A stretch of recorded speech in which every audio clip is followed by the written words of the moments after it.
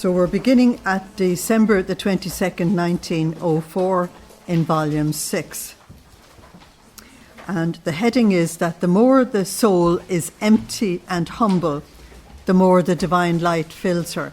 Now, we're coming therefore to something that is absolutely key to the whole divine will experience, and that is that unless we empty ourselves, there's no room for God. Is that all right? If I want to fill this with something else, I have to empty it of the water that's in it. That's the logic. So Luisa says, as I was in my usual state, I saw little baby Jesus with a fistful of light in his hand. Now, that seems a very simple image, but in actual fact, it's an image of the omnipotence of God, because he alone is the author of light, and God is light. I remained enchanted, and he told me, my daughter, perfection is light. That's a major statement that's made there. 1 John 1:5, God is light. Okay? Perfection is light. That means that we have to be transformed to the point where we become light. Now, Jesus asked for that in Matthew 5:17, that we're to be the light of the world. And one who says he wants to reach it, this light, acts just like one who would want to clasp a body of light in his hand. He tries to clasp it. The light itself flows through his fingers, except his hand remains immersed in that light. Now, the light is God, and God alone is perfect. That's Luke 18:19. God alone is perfect. And the soul who wants to be perfect does nothing but sees shadows, the little drops of God. And sometimes she does nothing but live in the light alone, that is, in the truth. That's John 14:6. I am the way, the truth, and the life. And just as the light penetrates deeper and occupies more space, as the light penetrates deeper and occupies more space, the greater the void it finds and the deeper the place is. In the same way, the more the soul is empty and humble, the more the divine light fills her and communicates his graces and perfections to her. Now, God is the source of light. We have to be transformed into God. Therefore, we have to be transformed into light. But it can't happen if we don't put the ego aside. It's actually quite simple. So in the divine will adventure, which I like to call it, the motto has to be, not my will, but thine be done. And if the Lord knows that you are serious about putting aside your will, he'll give you loads of opportunities. He'll get awfully excited. Okay. So December 29, 1904. Most of the time, human weakness is lack of vigilance and lack of attention. Now, that is a very important statement. Very important, okay. Because what he's saying is that if we were vigilant and we were watching things, we wouldn't fall into half the faults and difficulties and sins that we do. That's what he's saying. So Luisa said, as I was in my usual state, I was thinking about the most humiliating steps that our Lord suffered, and I would feel horror within myself. But then I would say to myself, Lord, forgive those who renew for you these sorrowful steps, because the weakness of man is too great. At that moment, blessed Jesus came for a little, and he told me, my daughter, that which is said to be human weakness most of the time is lack of vigilance. Now you need to colour that and underline it and put an NB beside it and everything else.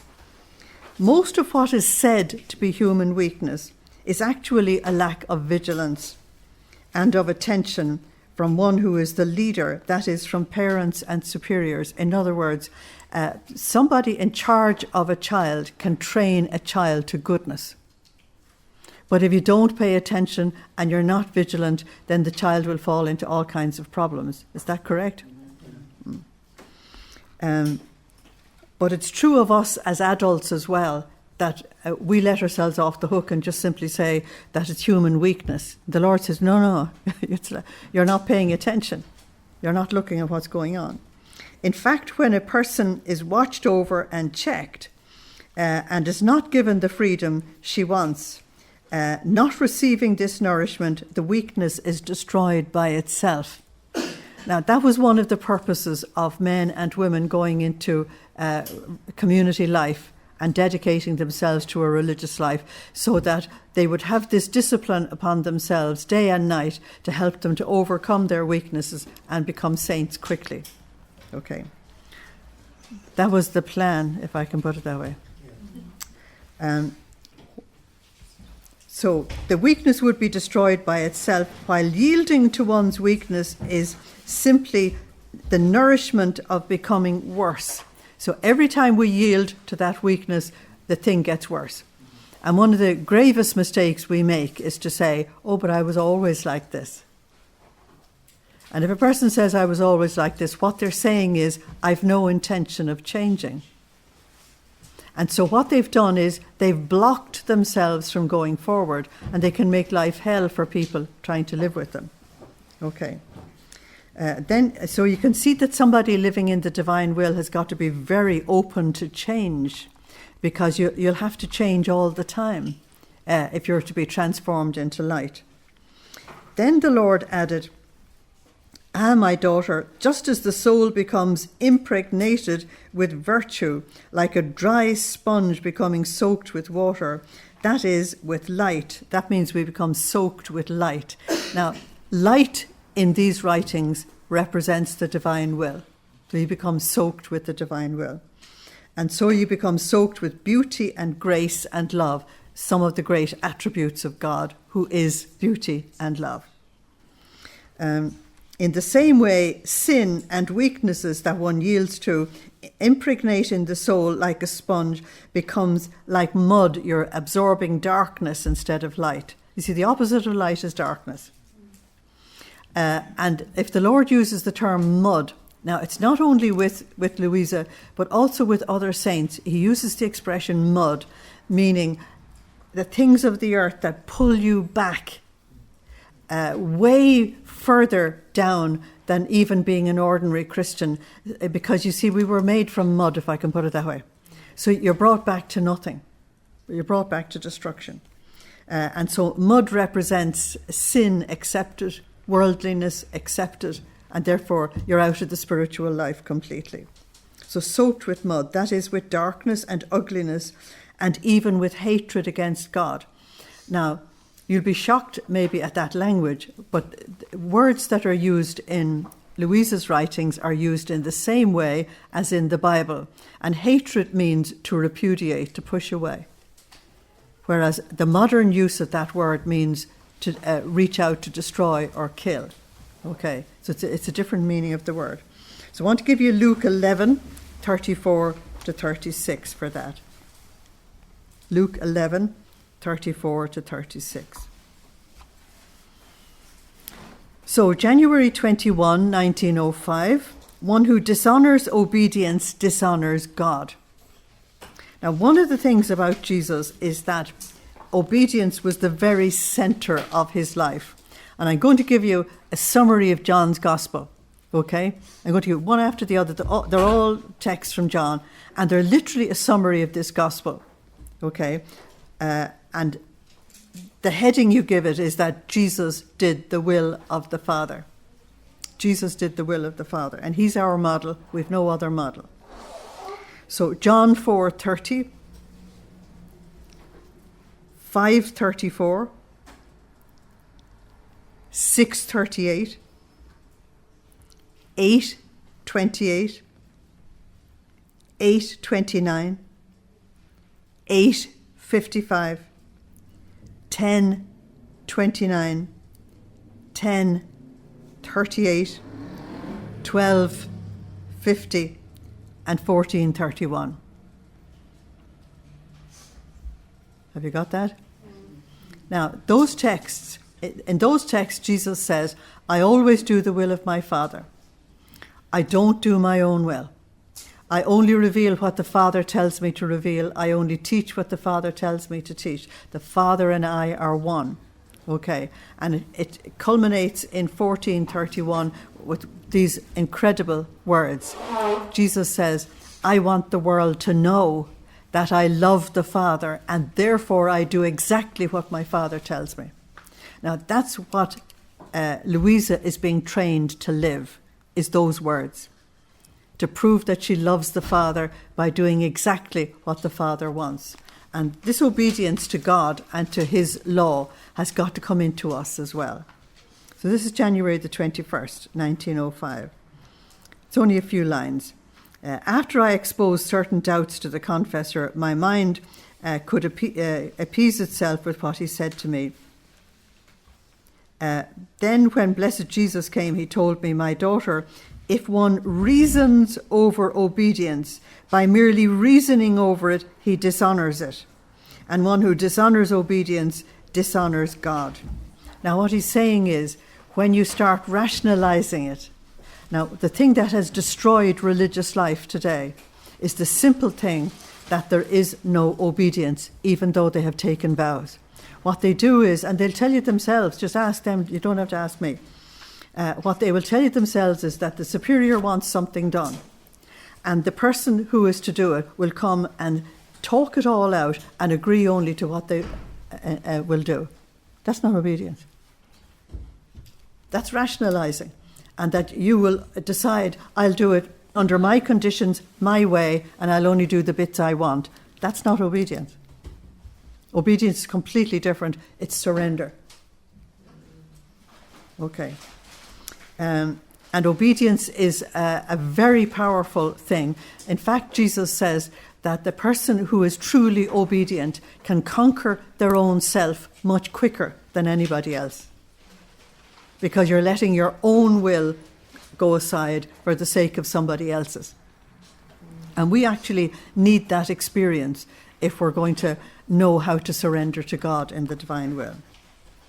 So, September the 28th, 1905. The cross is the seed of virtue. Now, there's no way out of the cross, because you know, if you're doing the hours of the Passion, that Jesus says that when he took up the cross, he put you and me into it. And that was that.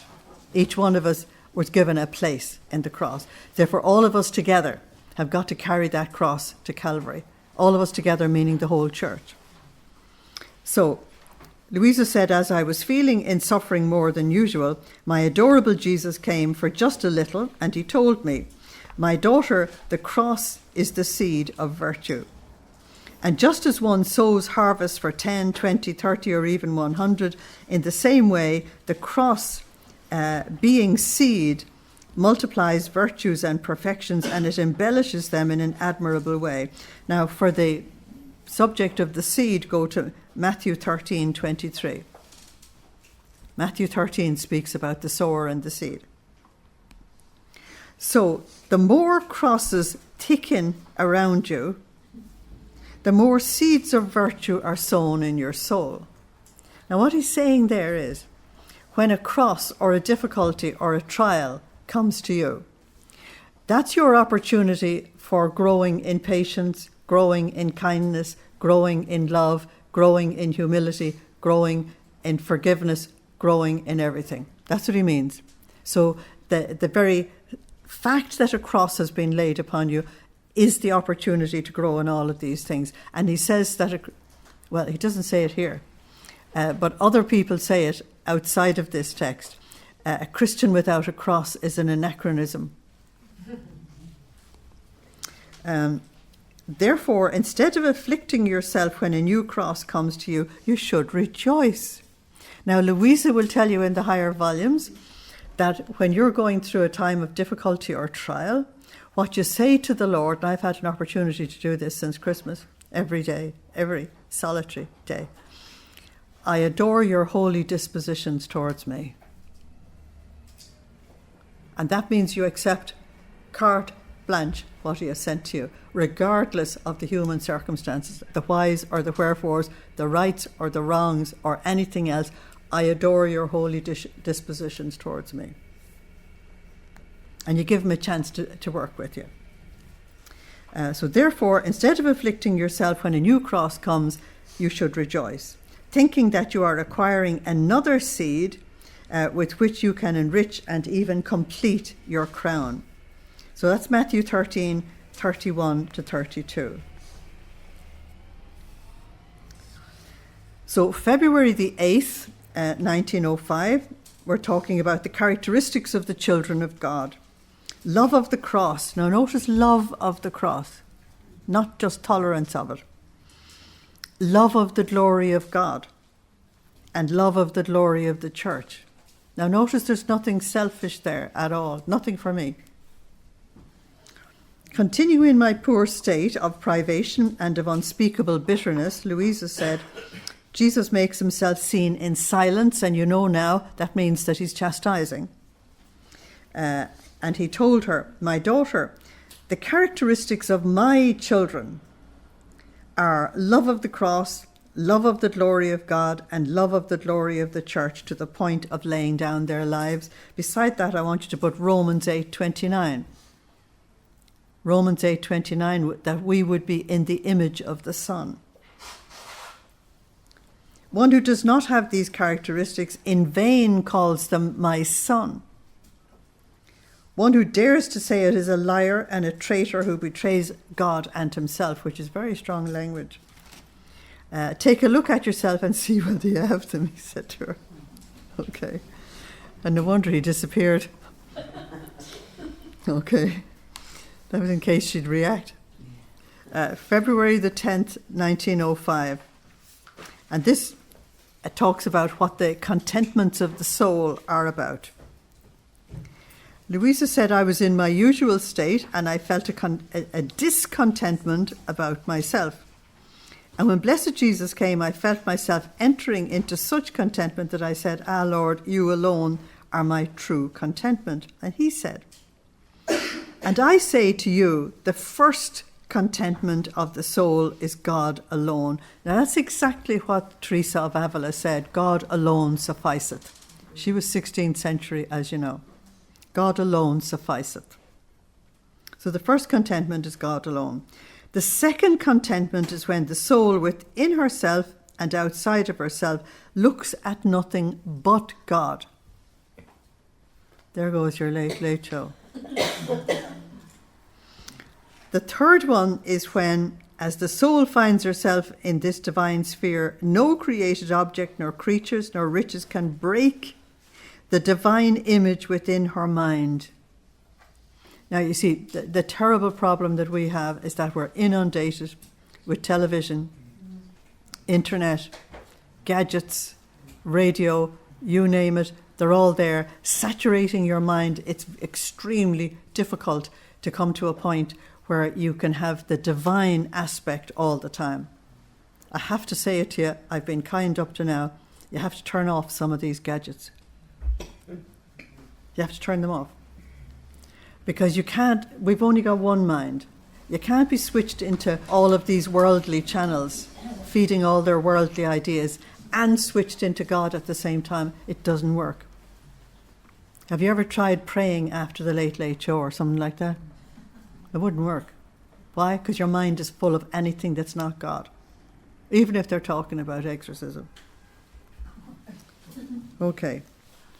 So the third is when the soul finds herself in this divine sphere, no created object, nor creatures, nor riches can break the divine image within her mind. In fact, the mind nourishes itself with what it thinks. Look at that. And by looking at God alone, of the things down here, she looks only at those that God wants, not bothering about anything else, and so she remains always in God. The fourth contentment is suffering for God, because in order for the soul and God to maintain their conversation, to be more intimately clasped together, and to prove their love to each other, God calls the soul, and the soul answers. God draws near to the soul and who embraces him. God gives her suffering, and the soul gladly suffers. I adore your divine dispositions towards me. and rather she desires to suffer more for love of him, so as to be able to say to him, do you see how I love you? And this is the greatest of all contentments. We've a way to go, haven't we? Yeah. But one of the big ways to get there is to turn off the gadgets. Because they're an absolutely maximum distraction. February the 24th, 1905. I love this. Humility is a flower without thorns. I mean, we love the rose, but it has thorns, hasn't it? Okay. This morning, blessed Jesus came for just a little, and he told me, my daughter, humility is a flower without thorns. It doesn't damage anybody. It doesn't damage yourself. It doesn't damage anybody else. Humility never attacks, ever. Okay. So you'll have a way of finding out how much of it you have. And because it is without thorns, it can be held in one's hand, it can be clasped, it can be placed wherever one wants without fear of being bothered or pricked. Or the roses will tell you whether you touch them or not. Such is the humble soul. One can say that she does not have the pricks of defects. Look at that. And since she is without pricks, one can do with her whatever one wants. Now, who is it that wants to pick up the soul and hold it in his hand and hold it to his heart and all the rest of it without pricks? It's the Lord. So he doesn't want us attacking him while he's actually picking us and wanting to love us and all the rest of it. And he says, to be a rose without thorns, you have to have the humility. Okay. In other words, humility is mild. Now, that is, blessed are the meek, they shall inherit the earth. So that should be Matthew 5:10, I think it is. Maybe it's further than that, but it's the Beatitudes. Matthew 5. And since she is without pricks, one can do with her whatever one wants. Not having thorns, naturally she does not prick nor cause bother to others. So a humble person is very easy to live with because they're not prickly towards anybody else either. But there are some people who are so prickly that you have to be very careful how you say good morning. It mightn't be the right way to do it. And you might have forgotten to give them a brilliant smile to go with it. And you'll get it back. I'm sure you've never met anybody like that. And if you make the dinner, there's definitely something wrong. If it just wasn't cooked the way they want it. That's the pricks coming back at you. Okay. To be a rose without thorns is to have this extraordinary humility. And it's amazing. That person's very easy to live with. I know people like that. They're so easy to live with. Because thorns are given by one who has them. Ouch. So you don't prick other people unless you have the prickly inside of you. Now, isn't that told to us in the most charitable manner? But if one doesn't have one, how can you give them? Not only this, but humility is a flower which strengthens and clears one's sight. You have to put a huge NB beside that. Absolutely, that's utterly vital. Humility clears the internal spiritual vision. And our internal vision is clouded by all kinds of things to do with self, all kinds of faults and failings that we have, which of course we think is everybody else's faults and failings, because we project onto others, okay? But humility gives you the ability to actually see what you're looking at. And that's my definition of discernment. Discernment is that you see what you're looking at. So if I hold up this bottle of water and say to you that it's made of glass, the bottle, then you say there's something wrong with Francis, because if your eyesight is better, you know better. Is that okay? So humility gives you the ability to be able to see things for what they really are. And I remember a conversation that Pope John Paul II had with university students in Germany a number of years ago, in which they asked him to tell them how to be Christian in society as it is today. Now, he said a number of things, but the thing that really stayed with me was, he said, call everything by its real name. That's the discernment, you see. He said, call sin, sin. Then you'll never fall into it. Call grace, grace. Call life, life. Call death, death. Call everything by its real name, he said, and you won't trip. There's the vigilance of someone being able to actually see correctly. So humility is the flower that strengthens and clears one's sight. And with its clearness, it knows how to stay away from the thorns themselves as well. Okay. So March the 2nd, 1905, Jesus gives Luisa the key to his will. This is a huge thing. Continuing in my usual state, I found myself outside of myself, and I found myself with a key in my hand. And even though I was covering a long way, and sometimes I would get distracted, even she admits that, yet as soon as I would think about the key, I would always find it in my hand. Now, this is a very simple picture that she's been given, that if we keep remembering the divine will, we'll always come back to the centre. Now, she gets it pictorially so that she can pass it on to us very, very simply. If it was given to you in a high intellectual statement, you might think it was difficult. Let me illustrate what she is getting. If in my hand I'm holding this bottle of water, I'm not going to forget to drink, am I? No, because it's in my hand. And she's saying if the divine will is in your hand or you're holding onto it, you're not going to forget. You'll keep coming back to it. Is that okay? Because I believe that once you illustrate these things, it's fine. You understand that.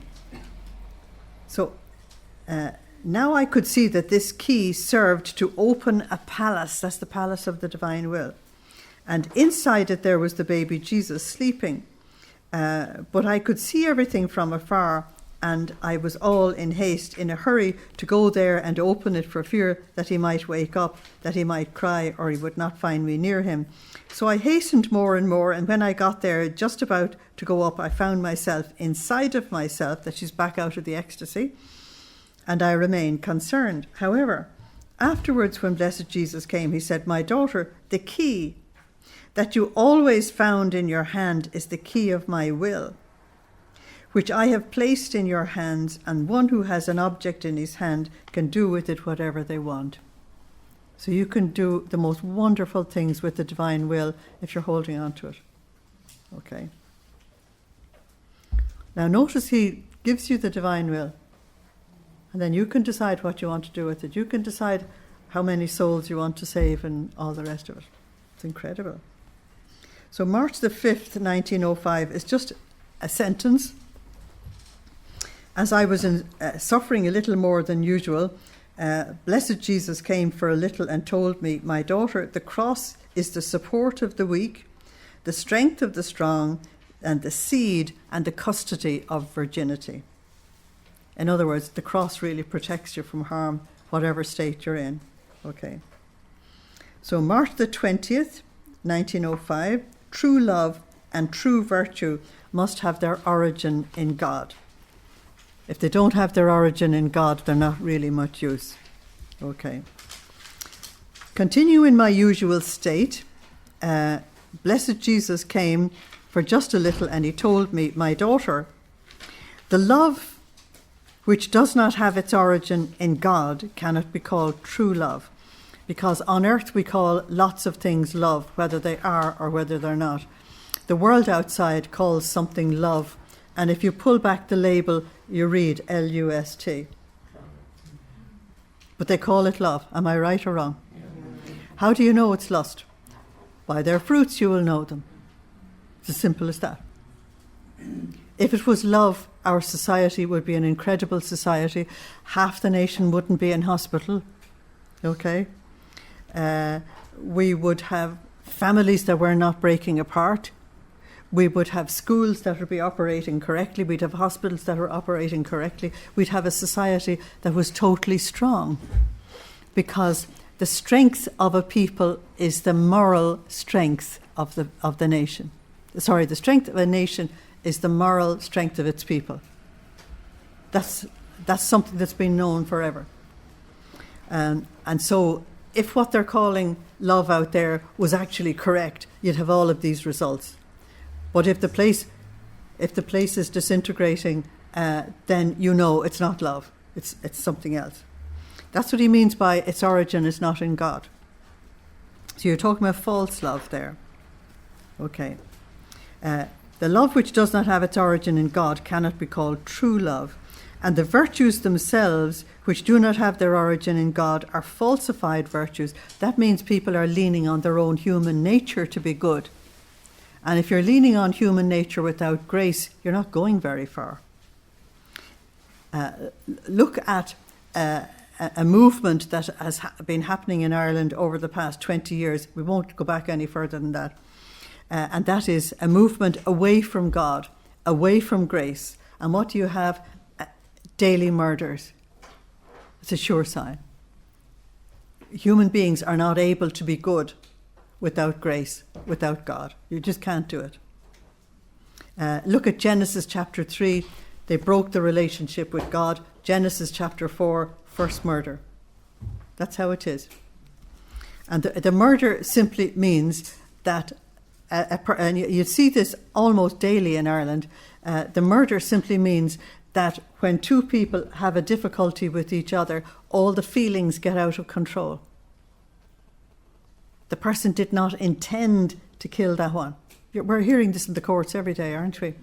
But they drank too much or whatever it is, and now they can't control their feelings and they lash out at somebody else, and you have a body as a result. So no grace, count the bodies. All right. So if it doesn't have their origin in God, it's false. Indeed, everything which does not have its origin in God can be called neither love nor virtue, but rather apparent light or false light that ends up converting into darkness. Now, I want to give you Matthew chapter 5, verses 29 and 30, where Jesus says, if your eye causes you to sin, if your hand causes you to sin, do you remember? If your foot causes you to sin. Matthew 5, 29 to 30. And what you think is light ends up in darkness. Okay. Then he added, for example, a confessor who works and sacrifices himself very much for a soul is something holy. It apparently gives of heroism. And yet if he does so because he obtained or hopes to obtain something, the origin of the sacrifice is not in God but himself. He's only serving himself. Is that okay? And the awful thing is, in these writings, the Lord will show you that you can have, in other people's eyes, you may be a very holy person, and in God's eyes you're nothing, because the motivation is all wrong. And if the motivation for self is there, forget about it. The action has no value in God's eyes. So the intention is everything. But we got that very much given to us in volumes 1 to 4, about the intention. Okay. So let's go on to March 23, 1905. Glory and satisfaction of Jesus. As I was in my usual state, blessed Jesus came for a little, and I said to him, Lord, what is my state? Lord, is my state, your glory? And he said, my daughter, all my glory and my satisfaction is solely that I want the whole of you more in me. Now that's Deuteronomy chapter 6, verses 4 to 10. I want the whole of you. Now Deuteronomy 6, 4 to 10 says, Hear, O Israel, the Lord your God is one Lord, and you shall love the Lord your God with all your heart, all your soul, all your mind, and all your being. Underline all the alls. But a lover never wants 80% of the beloved, do they? No, they want the whole of the person, because that's what love is. Love seeks union. love seeks oneness. Okay. Then he added, everything is in the soul's distrust and fear of herself and her trust and confidence in God. Now, Proverbs 3:5. My son, lean not on your own understanding, trust in God. Proverbs 3:5. It's one of the famous statements of the Old Testament. So what we're being told here is that you do not rely on yourself, you rely on God. As you go on in these writings, the Lord is going to show you, you don't even look at your miseries or your faults and your failings. Look at Jesus only and love him only, and he will bring you to great sanctity. He will bring you to great sanctity. It's actually not difficult. I should say it's not difficult to understand. It's just difficult to do if you love yourself too much. So, March the 28th, 1905. Now, you remember volumes 1 to 4, all the time Jesus was telling her, do not allow disturbance on the inside. So we're going to get a message about that again. Luisa said, as I was in my usual state, blessed Jesus came for just a little, and since I had said to a soul that was disturbed, think of not wanting to be disturbed, not only for your own good, but more so out of love for our Lord, because a soul who is disturbed is not only disturbed herself, but makes Jesus Christ disturbed. Now that means that you disturb the action of God in yourself. Now, if you're disturbed on the inside, it allows Satan to move in to tempt. And human beings have an instinct that when a person is down, they kick them. Am I right or am I right? Yeah. So this disturbance on the inside is very dangerous. Let me give you an illustration. If there's a storm outside here, you look out, but it's not in the room. It's not on the inside. So you can survive. You can outlive the storm. You can deal with it. But if the storm comes into the room, then you have a huge problem. And you've got to get out of the room. That's why if the storm or the disturbance comes on the inside into your inner being, then God isn't able to move in, but Satan moves in very fast to pull you down. Is that all right? Yes. So this disturbance is very important. That's why when we give spiritual direction to people, we say to them, now, is the problem on the outside or the inside? And initially they look at you, and I explain about the storm. And then if they say the problem's on the outside, I say, oh, that's okay, we'll talk it through. You're all right. You're actually okay if it's on the outside and not on the inside. And I know some people in Divine Will who have been tried and tested to an absolutely, in my opinion, heroic degree, and they have total peace, the peace that passes all understanding on the inside. The storm is outside of them, even if the storm is in the family. Okay? The storm is outside of them. They still have the peace that passes all understanding on the inside. Therefore, the Lord can do incredible things for that family through this person. Now do you get it? Yes. Because the Lord is enthroned in that household once this person keeps the Lord's throne untouched. You just have to see the logic of what we're doing. Okay?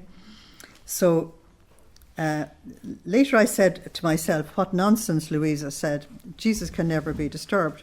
Then on coming, he told me, my daughter, instead of nonsense, you actually spoke the truth.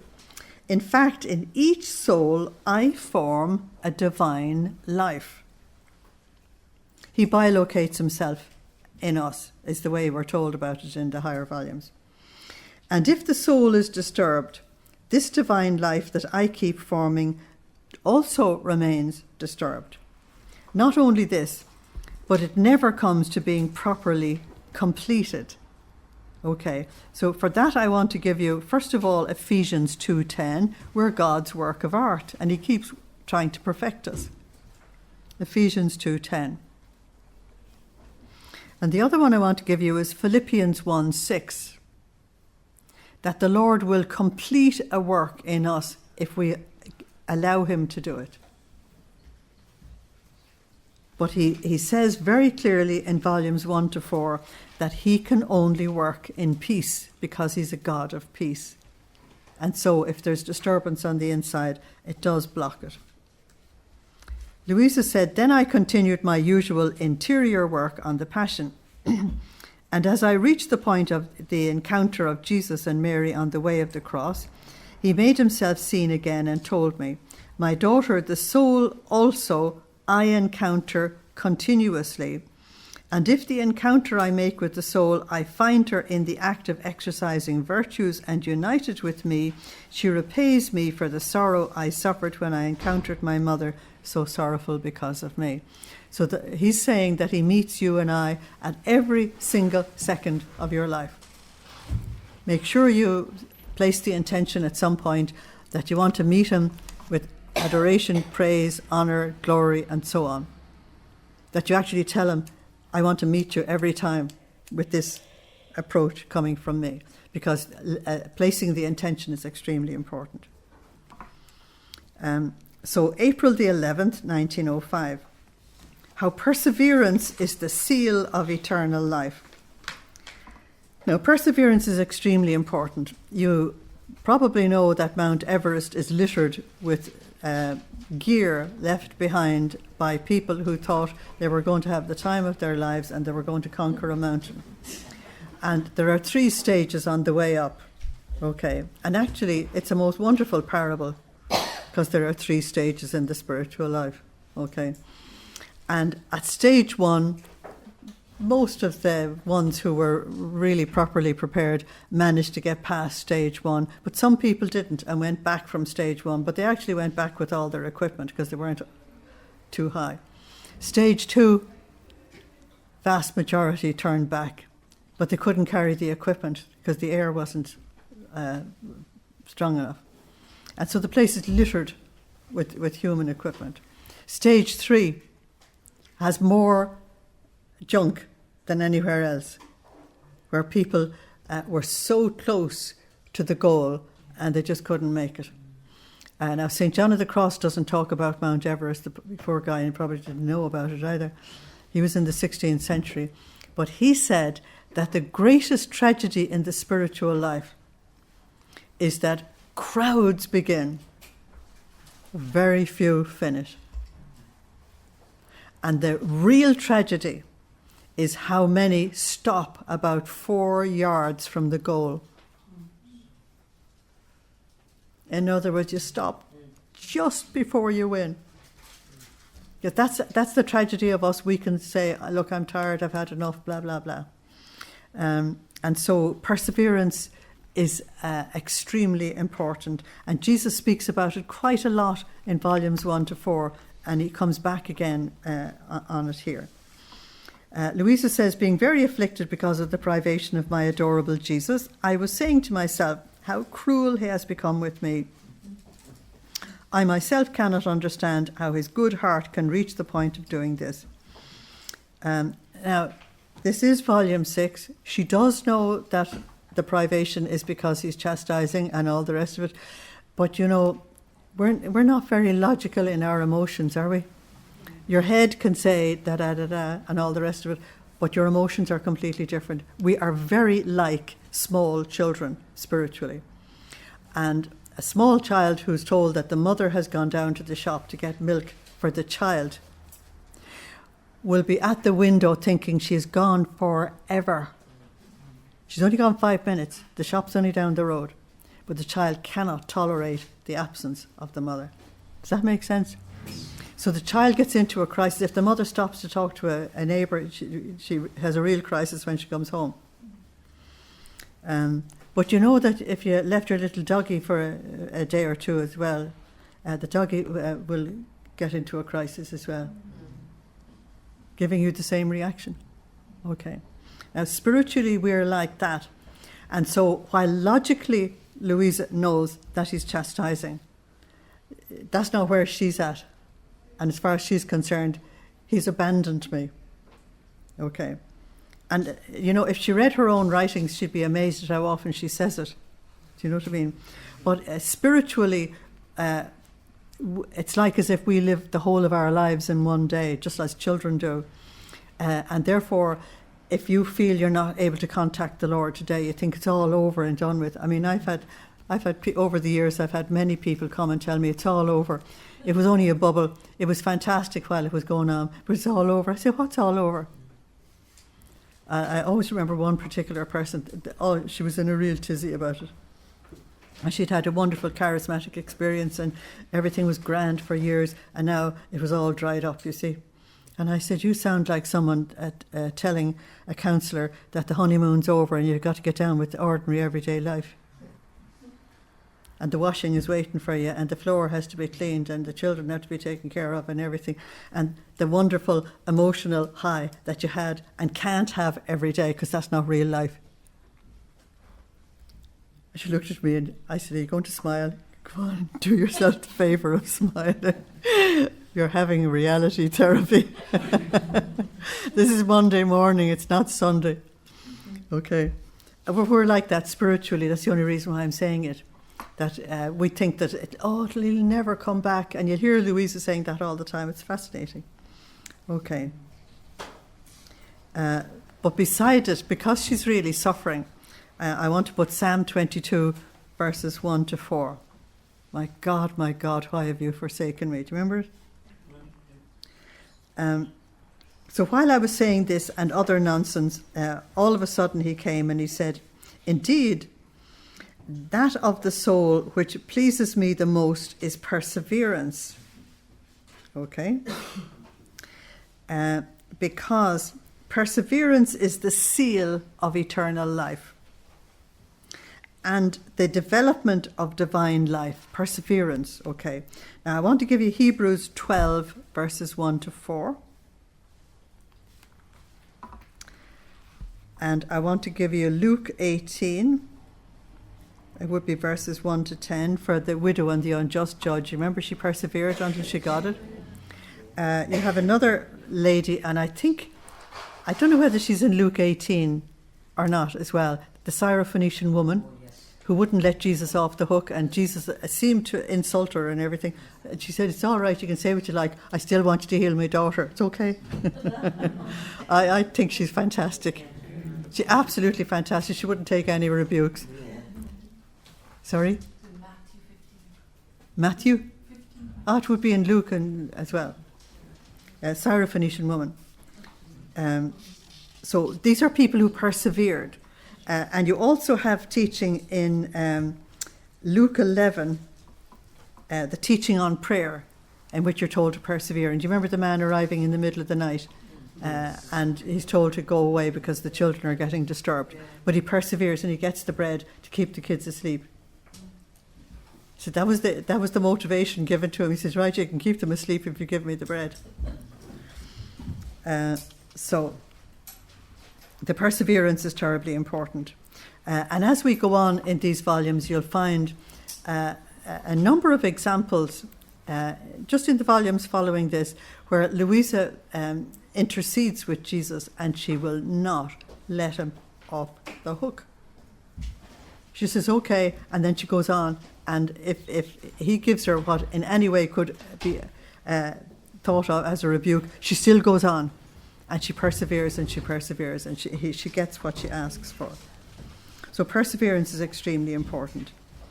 In fact, just as God is ever old and ever new, do you remember St. Augustine? Oh, beauty so ancient and so new, late have I loved thee. Okay, he's ever old and ever new. And immutable, that means never changes. That's the problem that people have when society goes into rebellion, as our society has gone into rebellion against God. God never changes, and they think that God's law should change because they've changed. And when God's law doesn't change because they've changed, then they persecute because they've got bad consciences. Okay, so God is ever old and ever new and immutable. In the same way, through perseverance, by having exercised it always, the soul is old, and by her attitude of exercising it, ever new. In other words, like God. Okay? And each time she exercises it, she's renewed in God, remaining immutable, and without realizing it. Since through perseverance she continuously acquires divine life within herself, by acquiring God, she is sealed with eternal life. That means you die and you go to heaven. Now, in the higher volumes, Jesus says that 9 out of 10 people on this planet go to purgatory if they've done at least the minimum required. Do you know what I mean? But he also says that someone genuinely living the divine will go straight to heaven. Purgatory is not for them. Can there be a seal safer than God himself? And Luisa will tell you that when Saint Hannibal de Francia actually went to heaven, that the saints were shocked at him bringing the glory of God with him, and bringing the presence of the divine will with him, and bringing all of the wonderful things that went with it, okay? So we'll go to the next one, which is April the 16th, 1905. And notice that the title is Suffering is Reigning. That's not how we look at suffering, is it? Continue in my usual state, my beloved Jesus made himself seen for a little with a nail inside of his heart. And drawing near to my heart, he would touch it with that nail, and I would feel mortal pains. Then he said to me, my daughter, it is the world that drives this nail deep into my heart, giving me continuous death. I want to give you 1 John 2:15. 1 John 2:15. So, by justice, just as they give me continuous death, I will allow that they give death among themselves. This is 1905. What is he talking about? World War I. Okay. I will allow that they give death among themselves, killing one another like many dogs. I think 70 million were killed in World War I. And while saying this, he made me hear the screams of the rebel to the point that I remained deafened for 4 or 5 days. Imagine. And then, as I was very much in suffering, he came back a little later and he told me, today is the day of the Palms, in which I was proclaimed king. All must aspire to a kingdom, but in order to acquire the eternal kingdom, it is necessary for the creature to acquire the power over herself through the dominion of her passions. You notice I adjusted the text there. Do you see it? We have to have power over ourselves to get dominion over the passions.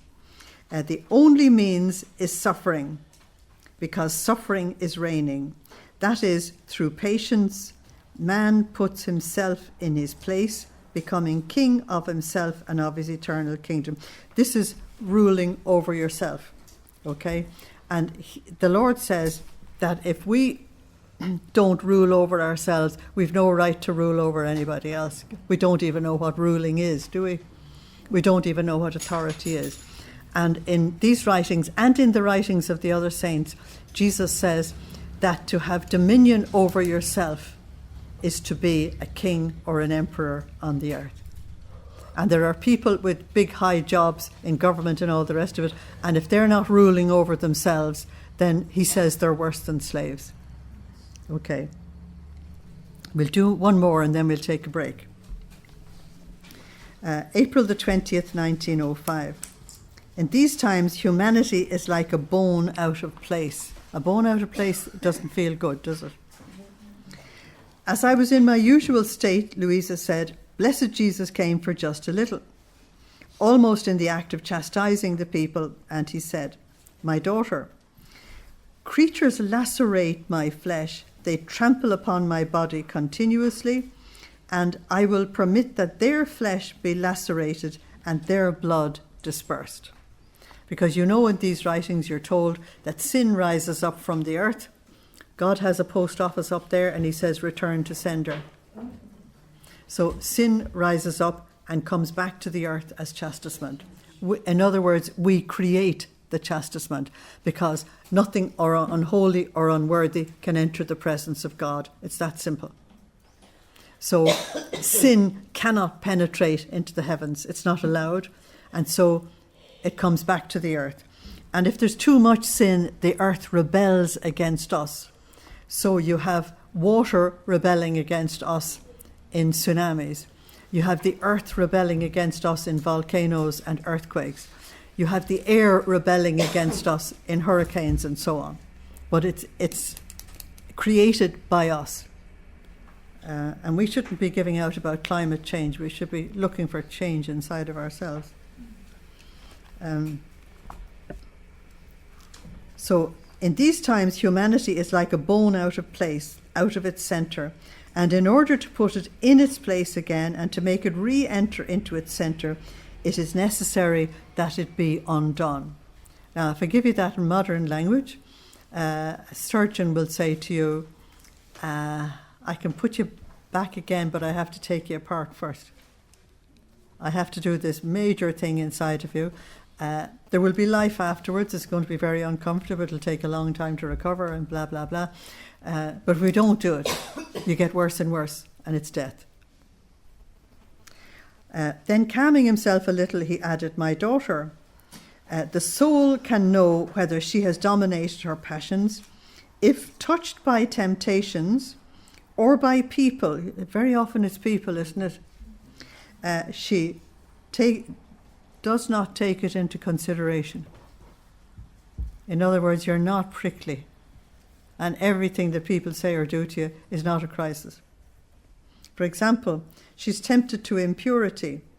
If she has dominated this passion, the soul doesn't take it into consideration, and her very nature remains in its place. So there's the temptation to lust.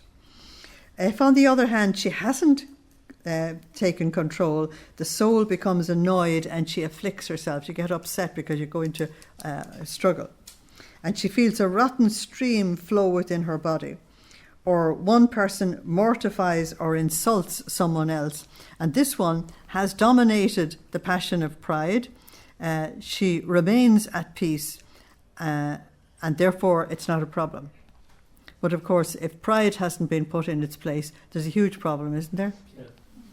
Because if pride is dominating, then you take insults where they weren't intended. If, on the other hand, she hasn't put it in its place, she feels a stream of fire, indignation, of pride within herself, which turns her completely upside down. And that's the origin of many of these homicides that are happening in Ireland today. In fact, when the passion is there, at the occasion it comes out into the field, and so all the rest. In other words, if we're to get anywhere in life, let alone anywhere in the spiritual life, and even more so anywhere in the divine will, we have got to be people who reign over this little kingdom inside of us. Is that okay? You can't do it by yourself, John 15:5, but you can do it with Jesus. And a very simple thing, if you're in trouble or temptation, is to say, Jesus, cover me with your precious blood so that you and I together can conquer this thing. I can't do it by myself, but you and I can do it together because he wants you involved. So I'll give you a break.